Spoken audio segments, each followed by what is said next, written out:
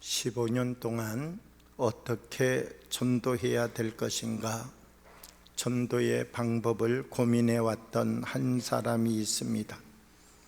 그 사람은 우리가 오늘 영상을 통하여서 본 이재연 집사님입니다. 어떻게 하면 나도 하나님께서 내게 주신 이 자리에서 하나님의 복음을 전할 수 있을까? 오랜 시간 고민을 해오다가 도전을 받아 그가 선택한 방법은 자기가 파는 도넛 포장지에다가 이 전도의 문구를 붙여서 판매하는 것입니다. 장사하는 사람들이 자기 제품을 파는데 그 제품에 전도의 문구를 넣는다는 것, 이 제품을 사가는 사람들이 다양한데 혹시 이 제품을 사가는 사람들 중에서 불편함을 느끼고 매출이 줄어들면 어떻게 하나 고민이 되는 부분들도 있었습니다. 그런데 여러 사람들이 그것을 거기에 붙이는 것은 아니지, 사업은 사업이고 전도는 전도지, 그 두 가지를 잘못하게 되면 이것도 안 되고 저것도 안 돼, 그렇게 말하는 사람들이 있었지만 그것이 불이익이 될 수도 있다고 생각하였지만, 이재연 집사님은 내가 지금 행하여 가고 있는 이 일이 하나님께서 이때를 위하여 쓰시기 위하여 준비한 것이 아닌가, 그렇게 생각하고 나는 사람들이 어떻게 생각하는가, 사람들의 눈치를 보는 것이 아니라 하나님 눈치를 보는 사람이 되기를 원한다, 그렇게 고백하면서 자기의 도넛 박스에 전도의 문구를 붙였습니다. 우리는 우리가 살아가는 삶의 자리가 바로 전도의 자리가 되어야 됩니다. 전도는 누구나 할 수 있습니다. 누구나 결심만 하면 이 전도의 자리에 서는 사람이 될 수 있습니다. 누구든지 내가 매일매일 살아가는 나의 삶의 자리가 전도에 성공하는 자리가 될 수도 있고 전도에 실패하는 자리가 될 수도 있습니다. 사실 우리가 전도하는 일에 관심을 가지고 내가 오늘 전도하는 일에 성공하는 사람과 전도하는 일에 실패하는 사람의 차이를 보면 굉장히 그 간격이 멀리 떨어져 있는 것이 아닙니다. 내가 살아가고 있는 이 자리에서 입술을 열어서 고백하고 하나님의 말씀을 그 한 사람 한 사람에게 나눌 수 있는가? 그러지 아니하면 나는 그와 같은 시간과 그와 같은 조건이 주어졌지만 다음에 하지, 굳이 오늘 이것을 내가 할 필요는 없지, 이렇게 생각하며 그냥 보내버리는 사람도 있다는 것입니다. 성공하는 그 자리가 실패하는 자리가 될 수도 있고 실패하는 그 자리가 성공하는 자리가 될 수도 있다라고 하는 것입니다. 우리는 똑같은 자리 속에서도 무엇을 이루어내며 살아가고 있는가가 중요합니다.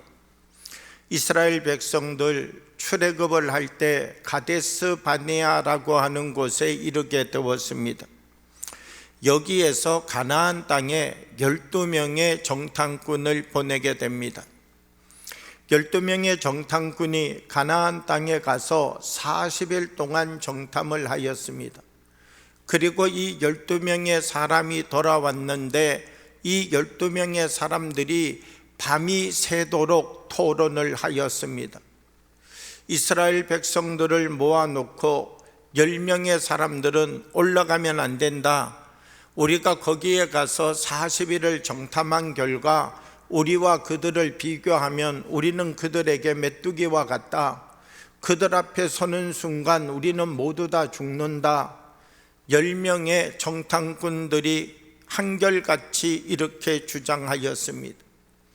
2명 여호수아와 갈렙은 아니다, 우리가 올라가기만 하면 저들은 우리의 밥이다, 하나님께서 우리 손에 붙이셨다 그렇게 말하였지만 10명과 2명 밤이 새도록 토론한 끝에 모세는 모든 이스라엘 백성들을 향하여서 결정을 내리는 이야기를 말하게 됩니다. 그 결정의 이야기가 무엇인가? 우리는 가나안 땅으로 올라가지 않는다. 이 이야기를 백성들 앞에서 공포하게 되었다라고 하는 것이죠. 밤이 새도록 이야기하였던 10명의 정탐꾼들, 모세가 이제 올라가지 않겠다 공포할 때 이 10명의 표정, 이 10명의 행동은 어떠했을까요? 아마 이 정탐꾼 10명은 한우를 지르면서 기뻐 뛰었을 것입니다. 그러면서 무엇이라고 말하였을까요? 이 10명의 사람들 올라가면 다 죽는다니까 지금 너희들 우리에게 얼마나 감사해야 되는 줄 알아? 우리가 너희들 다 죽을 목숨을 구한 거야. 너희들이 몰라서 그렇지 우리가 올라가기만 하면 헤브론 골짜기라고 하는 곳이 있는데 그 헤브론 골짜기는 얼마나 산악이 험한지 그 산 위에서 바위만 굴려도 다 죽는다니까. 그 위에서 할만 싸도 살아남을 사람이 없다니까. 너희 이스라엘 백성들은 우리 10명에게 너무나 감사해야 돼. 우리가 지금 끝까지 반대를 하여서 올라가는 것을 이렇게 무마시킨 거야. 이 10명의 사람들은 이스라엘 백성들이 가나안 땅으로 올라가지 않는 것을 성공이다 이렇게 생각하고 있었다라고 하는 것이지요. 이 10명의 정탐꾼들 모세의 뜻도 바꾸고 백성들의 마음을 바꾸는 일에도 성공하였습니다. 그러나 그때는 이것이 정말 성공인 줄 알았습니다. 그러나 시간이 지나고 난 다음 돌이켜보니 이 결정이 성공이 아니라 실패라고 하는 사실을 알게 되었습니다. 10명의 정탐꾼은 모두 가나안 땅으로 올라가지 않는다는 것이 성공했다라고 하는 생각이었다는 것입니다.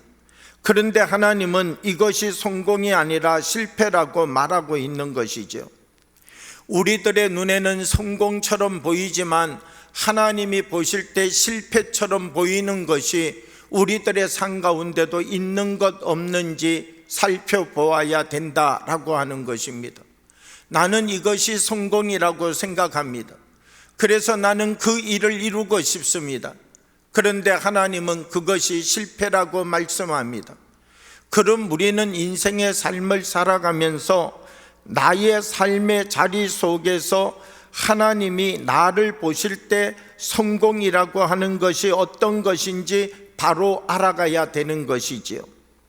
오늘 예배를 드리지 않는 일에 성공했습니다. 몸이 아프다고 말하고 여러 사람을 속이는 일에 성공하였습니다. 그래서 오늘 예배를 드리지 않았습니다.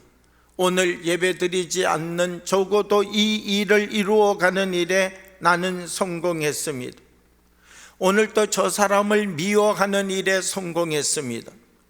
내가 저 사람 볼 때마다 기분이 나쁜데 내 감정대로 저런 사람은 미워해도 괜찮아, 저런 사람은 용서할 필요가 없어, 내 안에 있는 감정대로 내가 살아가는 일에 성공하였습니다. 오늘 내가 삶을 살아가는데 어제와 똑같은 삶을 반복하여 살아가는 것에 성공했습니다. 어제를 버리고 오늘은 한 걸음 성숙하고 오늘은 한 걸음 변화된 삶을 살아가기를 원하였지만 나는 어제와 똑같은 삶을 반복하여 사는 것에 성공하였다라고 하는 것입니다. 나는 성공하였다라고 생각하는데 하나님은 성공하였다라고 나를 보고 계시는지 우리의 귀를 기울여서 주님을 바라보고 주님의 음성에 귀를 기울일 수 있는 사람이 되어야 된다는 것입니다. 우리들은 내가 생각할 때 성공이라고 하는 삶을 계속해서 살아갈 것인가? 그렇지 않으면 하나님이 성공이라고 말씀하시는 삶을 살아갈 것인가? 내가 생각할 때는 오른쪽으로 가는 길이 성공이, 그런데 하나님은 아니다, 너 왼쪽 길로 가야 된다. 그래서 하나님은 내가 여기에서 길을 돌이켜서 왼쪽 길로 가기를 원하는 것이죠. 그럼 나는 계속해서 오른쪽 길로 갈 것인가? 나는 길을 바꾸어서 왼쪽 길로 갈 것인가? 내가 원하는 성공이라고 하는 자리를 향하여 갈 것인가? 아니면 하나님이 나에게 성공이라고 말씀하시는 그 변화된 삶을 향하여 우리의 인생의 방향과 방법을 바꿀 것인가? 우리는 성공 같아 보이는 실패의 삶에서 다시 하나님 앞에 나와서 하나님이 우리에게 말씀하시는 진정한 성공의 삶을 살아갈 수 있는 믿음의 사람들이 되어야 된다는 것입니다. 성공과 실패의 자리는 굉장히 간격이 멀리 떨어져 있는 것 아닙니다. 서 있는 그 자리, 삶을 살아가는 그 자리, 밥을 먹고 삶을 행동으로 옮겨가고 있는 바로 그것이 나를 하나님 안에서 성공의 사람으로 이끌 수도 있고 실패의 사람으로 이끌어 갈 수도 있다라고 하는 것입니다. 성경의 말씀을 보게 되면 가인과 아벨이라고 하는 사람이 있습니다. 이 가인과 아벨 형제이지요. 이 두 사람이 1년 삶을 지내고 하나님 앞에 나와서 제사를 드렸습니다. 그랬더니 하나님이 아벨과 아벨의 제사는 받으셨습니다. 그런데 가인과 가인의 제사는 받지 않으셨습니다. 그러면 우리가 여기에서 한번 조금 생각해 보면 그렇습니다. 한 사람은 받으시고 한 사람은 받지 않았습니다. 가인이 생각해 볼 때, 야, 하나님께서 나의 제사는 받지 않으시고 아벨의 제사는 받으셨네. 그러면 가인이 어떻게 하면 가인의 제사도 하나님이 받으실까요? 이 가인이 아벨을 찾아가서 동생 축하하네. 하나님께서 그래도 내 동생의 제사를 받아주시니까 내가 너무나 기쁘네. 그런데 내가 동생에게 한 가지 물어보고 배우고 싶은 것이 있네. 도대체 어떻게 제사를 드렸기에 하나님은 나도 싫다 하시고 내가 드린 제사도 싫다 그러시는데, 동생 자네는 하나님이 좋다 그리고 자네가 드리는 제사도 하나님이 좋으시다고 이렇게 받으시는가? 혹시 나에게 비법이 있으면 좀 가르쳐 주게. 가인이 만약 아벨에게 그렇게 이야기를 하였다면 아벨은 어떻게 대답했습니까? 형이나 나나 살아갈 것이 뭐 그렇게 다를 게 있어. 형이나 나나 살아가고 있는 삶의 모습이 비슷하지. 그런데 내가 가만히 생각해 보니까 사실 나는 하나님 앞에 제사를 드리러 나올 때만 기도하는 게 아니라 매일 기도하며 살고 있어. 나는 하나님 앞에 제사를 드리러 나올 때만 하나님 앞에 무엇을 드릴까 이렇게 준비하는 게 아니라 나는 매일 양을 정하여 놓고 이 양은 하나님께 드려야지, 그러면서 매일매일 하나님께 드릴 것을 구별하고 있어. 그리고 날마다 하나님 말씀을 마음에 묵상하면서 살았더니 하나님 앞에 나와서 제사를 드리는데 하나님께서 아벨아, 내가 너도 받고 너가 드리는 제물도 받겠다 그러면서 나를 받아주신 거야.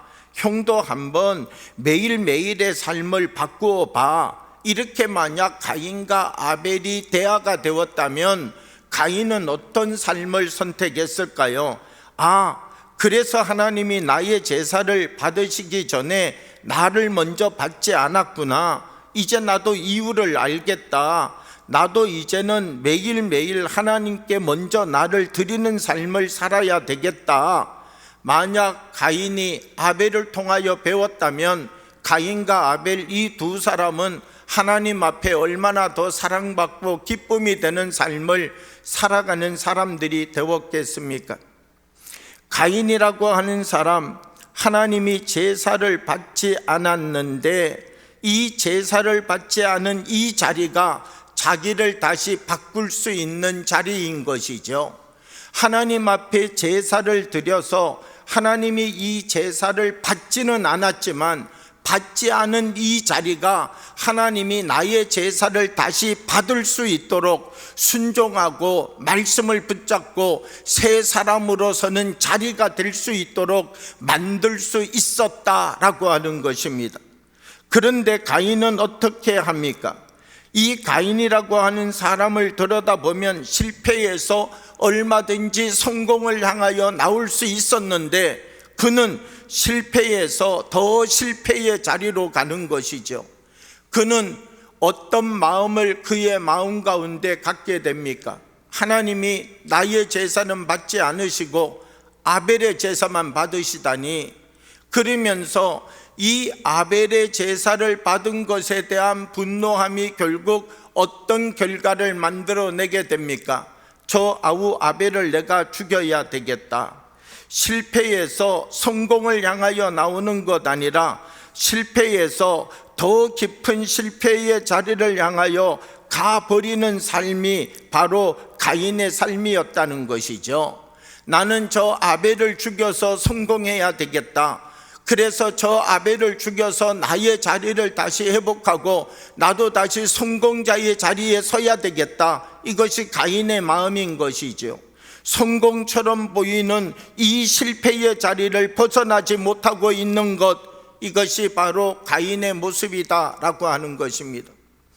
오늘 성경의 본문의 말씀을 보면 예수님께서 공생애의 사역을 시작하고 있습니다.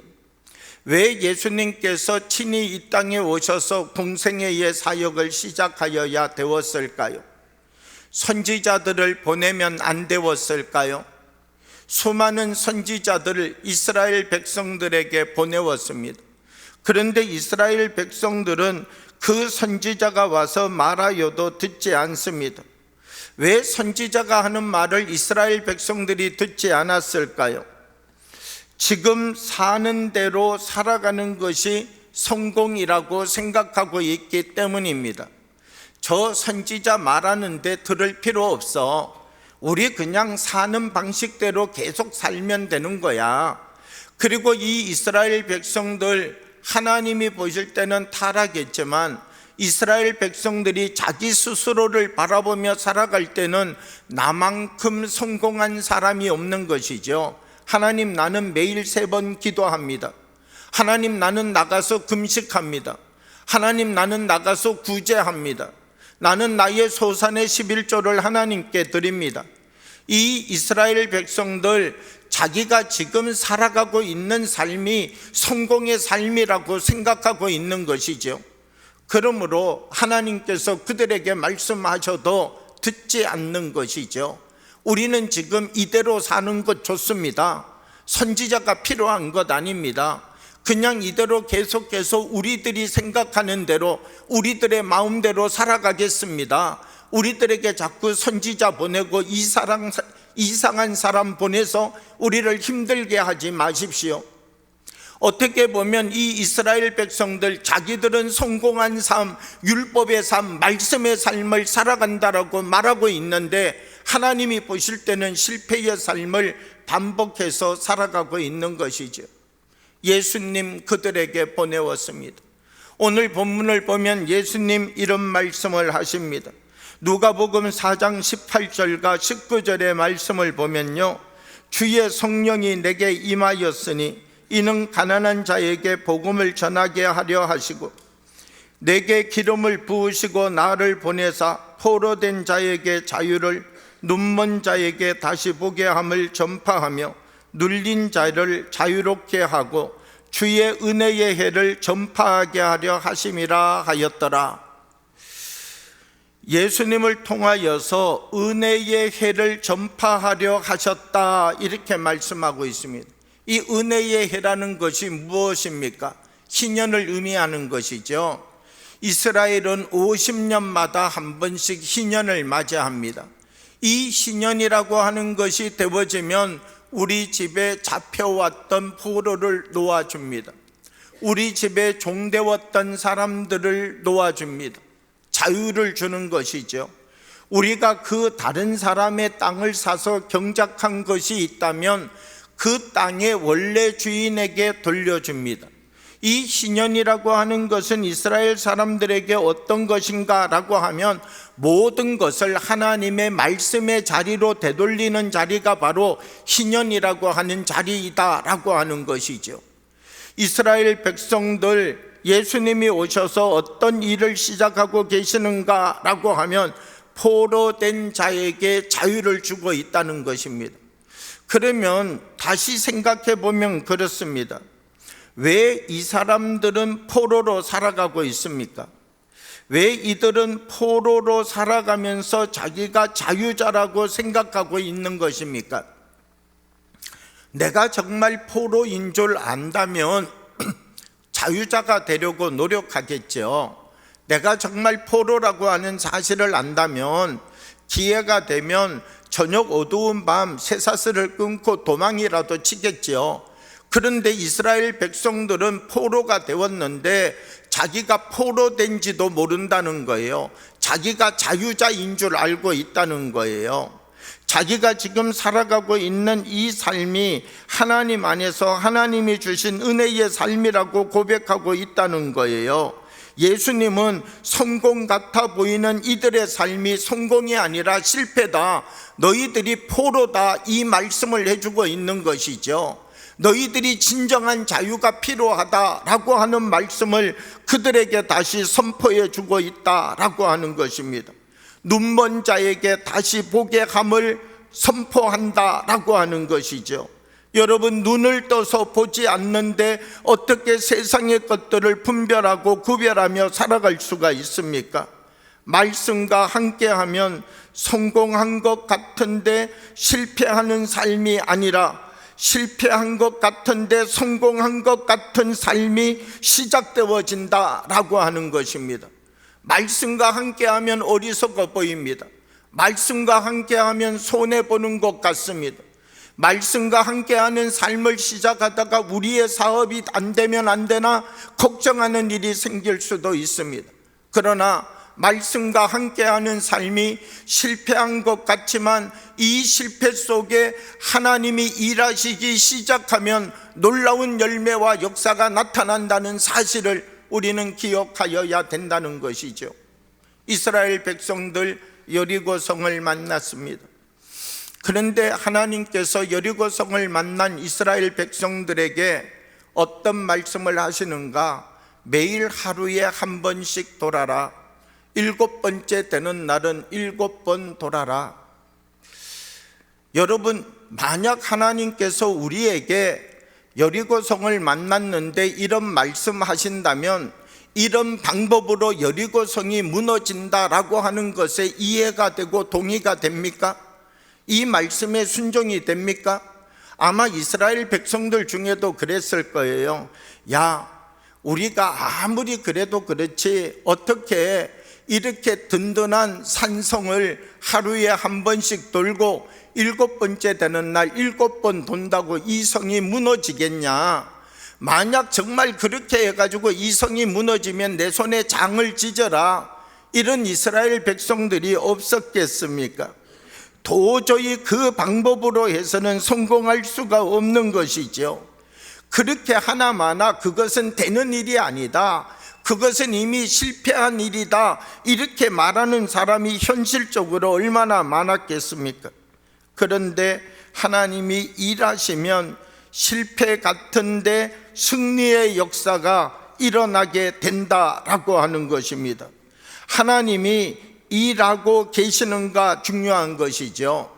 나의 행함 속에 하나님의 일하심이 있는가 중요하다는 것입니다.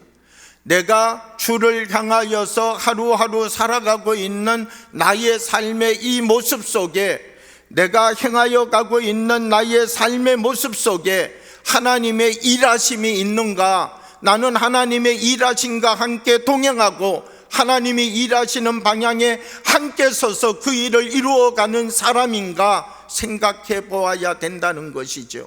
이 든든한 산성을 우리가 돈다고 무너질까?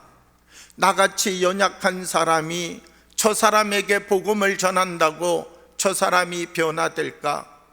나같이 내 자신도 아직 믿음이 제대로 자리 잡지 못한 사람이 저 사람에게 가서 예수 믿으세요 말한다고 산성 같은 저 사람이 무너질까?